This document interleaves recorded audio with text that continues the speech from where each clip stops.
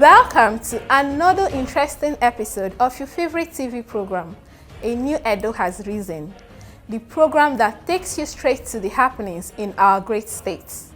I am your host, Emanuela Lawrence. Across the states, government continues to take deliberate steps to strengthen security, tackle social vices, and improve the well-being of citizens. From intensified efforts against cultism and kidnapping to campaigns against drug abuse and initiatives that promote healthier lifestyles, the commitment to building a better Edo state remains unwavering. Stay glued as we take you through stories making headlines this week.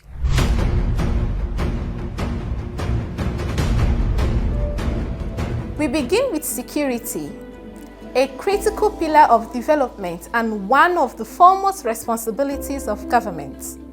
Determined to sustain the gains recorded in the fight against cultism and kidnapping, Governor Monday Okpebholo has taken another bold step aimed at strengthening the justice system and ensuring that perpetrators of these crimes are swiftly brought to book.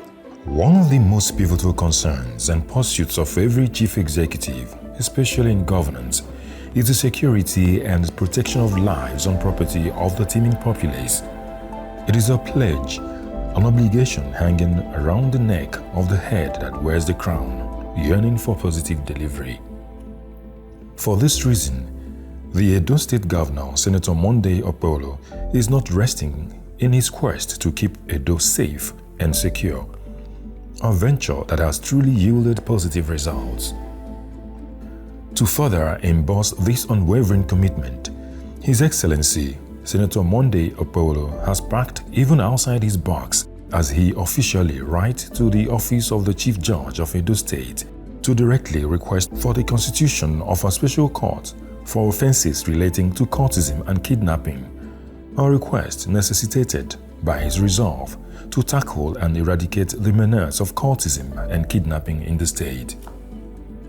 Still on security, the fight against criminality is yielding results as security agencies continue to tighten the noose on individuals linked to kidnapping and other violent crimes across the state.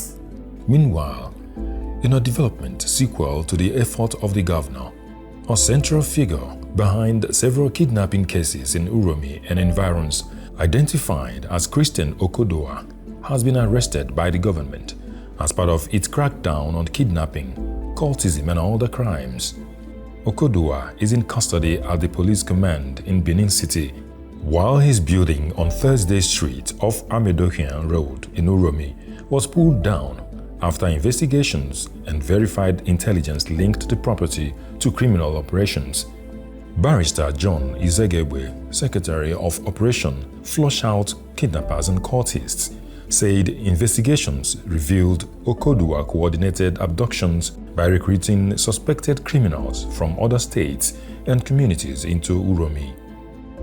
We are in Uromi as we speak, and this building belongs to one Christian Okodowa, who has been linked severally to a kidnapping blockchain where he imports mercenaries from other outside neighboring states to this Uromi to do this kidnapping business. And all the arrests we've made have linked him directly to all of this. And we call that conspiracy, aiding and abetting into kidnapping. And the investigation have proven that he is the mastermind and culprit of the most very ferocious kidnapping in this Uromi. And the hands of the law has met him. And this is what the result is. We had the matching order upon investigation and verified information that this building should go down because that's the law. Once you are linked to all of this, and most of the persons who have arrested, I also mentioned his name, the house is going down. That's the resultant effect. The picture and the reality is this. If you see these things and still remain in crime, it's left for you. The hands of the law must meet you, catch up with you, and prosecute you. I think the governor should be given a kudos for this. Security operatives have also intensified operations in Edo North following a cult-related killing that caused panic amongst residents and business owners. In a similar development, the Edo State Security Squad, Operation Flush Out Kidnappers and Cultists, has picked up 14 suspects over the cult-linked killing of a middle-aged man at Abiodun Motor Park, Jatu Junction, Auchi in Esako West local government area. The shooting caused panic as residents, commuters and traders ran for safety. On Governor Monday Okpebholo's orders, the chief and principal security officers coordinated raids across Edo North, pulling down Abiodun Motor Park and the Nigerian Union of Road Transport Workers Park at Jatu Junction and sealing off Triple J and J Hotel in Aviele, the location where intelligence report confirmed the murder was planned. According to squad spokesperson Eribo Ewata, the 14 suspects arrested at the Aviele Hotel are cooperating with investigations to help track down other fugitives, including key suspects Anefi Kasim of Juris Confraternity and Idris Mustafa of ESSC, who remain on the run. We heard of some killings that is happening in this metropolis, and then the governor with his CSO and the PSO mandated us all, and we came down to Auchi and we've arrested some of the kingpins, and they are giving us useful information. And we are still on the heels of others that are still at large. But we'll definitely catch up with them because we've been giving information on where they are and how they carried out the actions that they did. It is wrong, and we've told them there is no way for that type of thing in a civilized society like this. We are not going to condone any form of cultism in these states. Whether it's the Aye, the Eye, the Vikings, and the jurists. These are the four organizations that I said are the people perpetuating this evil act in this part of the town, and we are after them, and soon we will catch up with most of them. But majority of them are already with us, and we are taking them to Benin. As regards this place, the governor has banned unauthorized revenue collection. This place is unauthorized and has been sealed and banned. The land has also been sealed. If we live here and you come to load here again, we will still catch up with you. It is banned and it is sealed, and that is what the governor has said. There is no going back on it in this state. Whether it's in Auchi, Edo North, whether it's in Ekpoma, Edo Central, or in Benin City, we will not condone it and we will not tolerate it. The squad also searched Ibira Camp, Warake Road, Akpekpe and other locations, but Kasim was absent from his residence. Ewata said the Auchi ESSC sector commander must produce Kasim and Mustafa within 24 hours or face a wanted declaration. We are the residents of one Mr. Anefi Kazim, one of the masterminders of the various killings in Auchi metropolis, and is also a member of the Juris Confraternity. From our investigation, this whole thing started from him and his cohorts. So that was our investigation brought us down to his residence. We are sealing his residence now, and we're giving the sector commander of Auchi sector 24 hours to produce Anefi Kazim and Idris Mustafa. Failure to do that, they'll be declared wanted. The effort of the governor on security concerns goes beyond cultism and kidnapping. Attention is also being focused on the growing challenges of drug abuse and trafficking as stakeholders join forces to create avenues to prevent, rehabilitate, and promote awareness across Edo State. The fight against crimes and criminality intensifies as the Edo State government reaffirms its resolve to fight drug abuse and trafficking through continuous public awareness, prevention programs, and community participation to achieve a drug-free state. Speaking at a press briefing in Benin City, Mrs. Edesili Okpebholo Anani, chairperson of the Edo State Drug Control Committee and coordinator Office of the First Lady, said government priorities remain prevention, rehabilitation, and tougher measures against traffickers. Every day, we see the devastating impact of drug abuse manifesting in rising crime rates, deteriorating health, and the overwhelming burden it places on our social service system. It's important to note that while we make progress, there's still so much work to be done to protect the most vulnerable among us, especially our youth and women, who are often the primary target of illicit drug trade. Let us beam the light on the persistent issues that fuel the drug problem in our state and beyond. These include poverty, unemployment, lack of education, and social injustice. Addressing these root causes is our obligation. We must work collectively with all stakeholders to implement effective prevention, treatment, and rehabilitation strategies. Ladies and gentlemen, I call upon parents, teachers, non-governmental organizations, community leaders, health professionals, and members of the public to unite in our efforts together. Together, we can build a comprehensive approach that eradicates drug trafficking and promotes health and wellness. We have an elaborate program for this year's event, which will include awareness campaign and community outreach initiatives designed to educate and empower our citizens.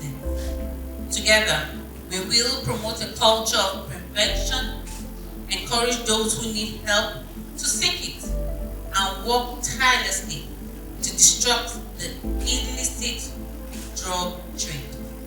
Thank you for your attention, support, and your dedication to this important cause. The NDLEA Edo State Commander, Michel Ofoeju, described drug abuse as a serious public health and economic problem that needs ongoing awareness and behavior change. The war against drug has been on for centuries. Notwithstanding the huge quantity of drugs that we intercept on a daily basis, a large number of people we arrest and prosecute, and the quantity of drugs we destroy, just as we did last week, the problem still persists. And this is because the demand side of the equation has stubbornly remained. So until people ask for drugs, they stop asking for drugs, the trade will continue. If you are selling any product and you bring out your product morning, afternoon, evening, night, and nobody buys, you try that for 1 week, you'll be out of business. So we need to work on that. The new challenges remains every day. Over time, the problem is evolving. A few decades ago, methamphetamine wasn't known in Nigeria. At least if you mention it on the street, people won't know what you're talking about. But today, it is known as and it's driving so many people crazy in this country. So new psychoactive substances continue to emerge, all in a bid to evade law enforcement. So we need to do something about these designer drugs. We also have the challenge of the shisha. Today, you ask somebody, do you smoke? You say, I don't smoke, I do shisha. And I ask, what is the difference? Even the smoke that comes from shisha is far more than a pack of a cigarette. So we need to look at these new challenges. The Edo State Commissioner for Health, Dr. Cyril Oshomole, pledged to strengthen mental health services, expand rehabilitation programs, and apply evidence-based strategies to reduce abuse and improve health outcomes across the Edo. Drug abuse is not merely a law enforcement issue, it is a major public health concern. It contributes to mental health disorders, violence, accidents, poor educational outcome, family breakdown, and loss of productivity. Our young people are particularly vulnerable, and their protection must remain a top priority. Under the leadership of Excellency Senator Monday Okpebholo, the Governor of Edo State government remains committed to a comprehensive approach that combines prevention, treatment, rehabilitation, public education, and enforcement. We recognize that punishment alone or sending people to prison or local prison cannot solve the problem. We must also provide support, counseling, treatment, and opportunities for recovery and integration. As Commissioner for Health, I wish to reaffirm our commitment to strengthen mental health and substance abuse services across the state to continue to collaborate with NTLA, healthcare institutions, community leaders, trade-based organizations, schools, and civil society groups to ensure that those affected receive the help they need. I commend Brigadier General Mamra and NTLA for their tireless efforts in combating drug trafficking and protecting our communities. I also applaud Her Excellency Monday Okpebholo for her leadership and dedication as chairperson of the Edo State Drug Control Committee. To our youth, I say this: your future is too valuable to be sacrificed to drugs.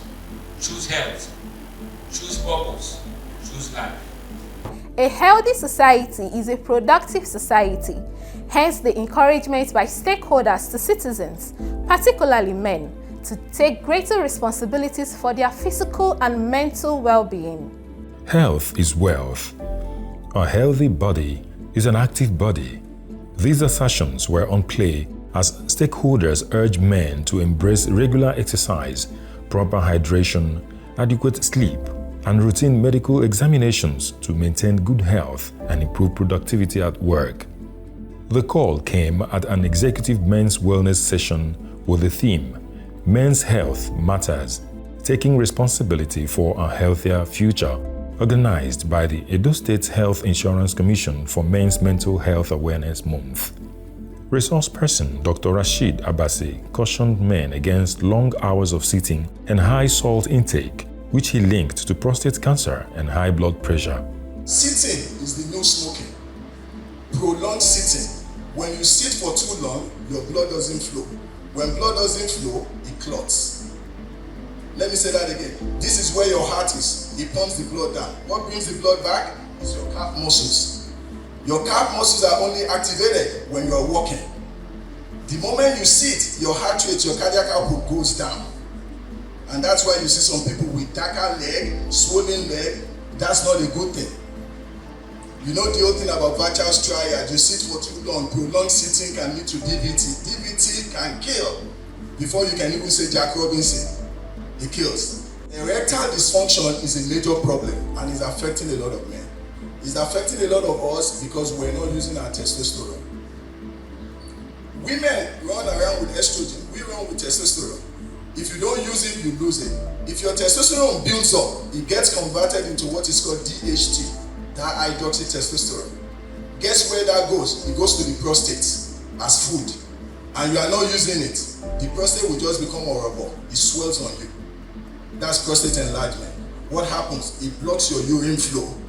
It affects your kidney. You don't want to see a man that goes to church with a catheter. You don't want to see a man that wakes up in the middle of the night and is unable to pee. And when the prostate swells, it also affects blood flow, so your manhood is not going to come up. Other key stakeholders, medical personnel, and participants also shared their views. It became really important for us to engage, to have this kind of engagement when we realized that the workforce, especially the male workforce, were having a lot of productivity issues. And I sat with my HOS to, come up with modalities. And from what we saw, we noticed that it was more of a mental health issue. So when the UN came up with this subject, and this month as Men's Health Mental Awareness Month, I found it as an opportunity to engage with the civil servants and public servants in Edo State to have this engagement. And as you can see from here, we've had a huge outpour of love, outpour of engagement, and it has been taken in good faith. And I believe the men have understood, the impact of good health. And Edo Hills, as a government initiative, is also encouraging them to, go to their facilities, check yourself annually to make sure you are in good health. Prevention is always better than cure, and early detection is the best preventative measure. It is very important that men take seriously their health. It's not just about working and ignoring your health. And I think this session today has actually exposed the need why people should take things about their health seriously. A lot was talked about, and I hope that the attendees will take it up and spend more time with their health, because if you don't look after your health, you really can't do the things that you're waking up to do every day. So it's so important that we take our health seriously. And I personally, I picked up a lot from coming here today. And you might think you know a lot, but there's not so much that you know until you actually go out there and hear things that you do not know. So knowledge is never exhausted, and I think that whatever you know, there's still a lot to learn. Thumbs up to Edo State government. I think it's a good one, the first for me of its kind. It was a blessing, sincerely relevant information regarding our well-being as men passed across, from talking about our social engagement with other men, speaking out and not just being that strong man, the strong guy where we say I'll handle everything. We should share and let people know our strengths and our weaknesses as well. And then talking about physical activities like strolling, taking a walk, okay, just together, just casual walks, or exercise in the gym or personal, beautiful. And then, okay, even our spiritual exercises like the fasting and how it can detoxic our system. Okay, but the one that really got the high point for the day in the whole was the issue of sexual activities. And it was sure a blessing. And without personal biases, I think here there is a purpose for it. I want all the Edo men to, number one, take advantage of the type of governance that they have. Health is wealth. Health is wealth. We cannot just minimize that. So first thing first, let's use our own resources, the social network there are a lot of, look at the panel, a lot of educated cerebral people. So when you talk to each other, that helps a lot, because the problem you're going through with the problem that I may go through, if we share experiences, it helps. And the other thing that we know that works well is simple walking. Go for a regular walk. It has been shown. Kaiser Permanente reproduced the study from Harvard. If you walk 15 minutes in the morning, 15 minutes at night, it lowers high blood pressure. It reduces the risk of hypertension, diabetes. It reduces the risk of prostate cancer. And even if you were already diagnosed with the cancer, your recovery time is much improved just by walking. And again, not only just walk those 2 times, how many steps are you taking during the day? Because prolonged sitting is the new smoking. And that's a major one, because smoking comes with a lot of dangerous factors. And lastly, for my Edo people, let's avoid salt. Salt consumption is killing us. As much as we want to do prevention, don't go home after your walk and now you put salt on everything your wife has cooked or you are eating, because that salt will create problem. Wherever salt goes, water goes, and that water will increase your blood pressure. And with blood pressure, all other bad stuff comes around. That brings us to the end of this week's edition of A New Edo Has Risen. Thank you for staying with us. Join us again next week for more updates. Follow us on all our social media platforms at A New Edo Has Risen. I remain Emanuela Lawrence. Until next time, stay informed, stay inspired, and keep believing in the steady rise of Edo State. Bye for now.